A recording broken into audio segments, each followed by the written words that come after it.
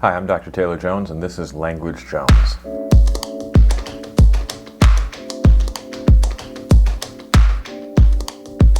Today I've got a quick technological solution for a problem that faces a lot of language learners and one that always annoys me. I like to use spaced repetition software when studying language, and I really like putting audio in my cards. However, sometimes I use resources that have texts that don't have audio accompaniment. Today's video is a quick technical solution that's free, easy to do, and has helped me, and I hope it'll help you as well. All right, so this technique relies on having a couple of free programs downloaded already, especially if you're using a Mac. I use Loopback Audio for this, but Loopback and Audacity are what I'm going to be using here.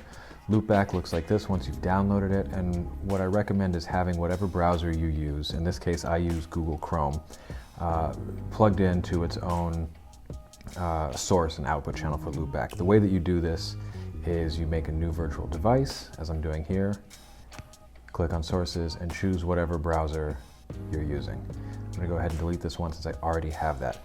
You'll also want Audacity downloaded, and the key here is to have up at the top the input Loopback Audio.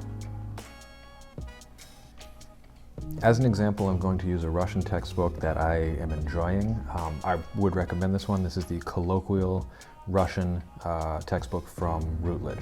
Now, it does have one drawback, which is that each chapter has a text for reading, and it does not have audio, and I personally would prefer to have audio for everything. So, what I've been doing is using this in conjunction with Wiktionary, Google Translate, and a handful of other platforms, usually just Google image search, in order to get the most out of this text. I would like to take this, use close deletion in Anki, have an audio part of the prompt, and use images. And so the way that I've been doing this is, let's take this part right here. This is a new word that, or includes a new word rather, that they have not defined yet, although they define below. And I want to make sure that I understand this, that I have some sort of audio prompt for it that helps me remember it, because hearing it basically is magic in the brain. It really, really helps with memorization. So I'm going to copy this. I'm going to run over to Google Translate. I'm going to drop it in. You'll notice that where the accent marks are in the text, there's some problems, so I just delete those. And it gives me a mostly okay translation. The actual translation that I want and that they want is Marina lives in a dormitory. But this is close enough for our purposes. Now, if I want this exact sentence for my prompt, what I can do is go over to Audacity, hit record, go back to Google Translate, hit play on the audio.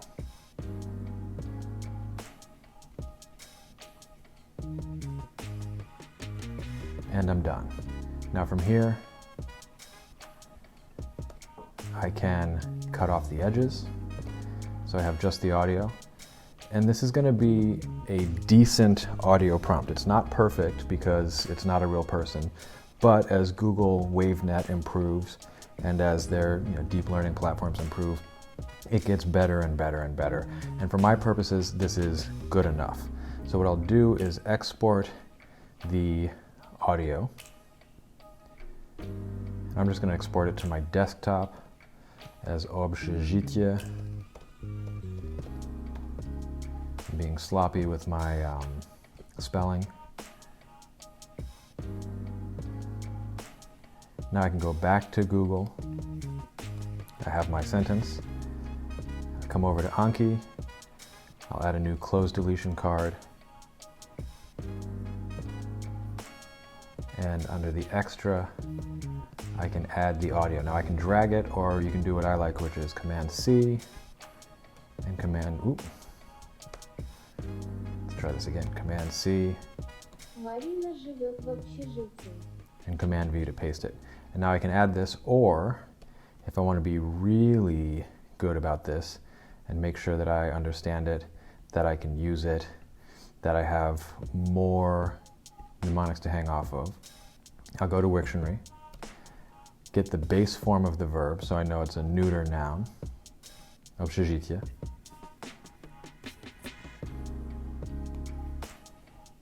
and then I'll do a Google image search. And I have exactly what I'm looking for. Select whichever one works. And again, I'll just copy and paste into Anki because this is a lot easier than saving all these files anywhere else. Once I've done this, I can add this to my deck, which I'll go ahead and do here. And then I can delete the file. So this is a really quick, easy way to get audio when you have a resource that doesn't have audio for you. And it depends on the language, of course, but Google is pretty good for a variety of languages, especially if you're looking at Romance languages, if you're looking at German, if you're looking at Russian, and especially, above all, Chinese. Their Mandarin Chinese is fantastic. So hopefully this is useful to all of you, and happy learning. If you like this video and you want to see more like it, please don't forget to like, subscribe, and leave me a comment below.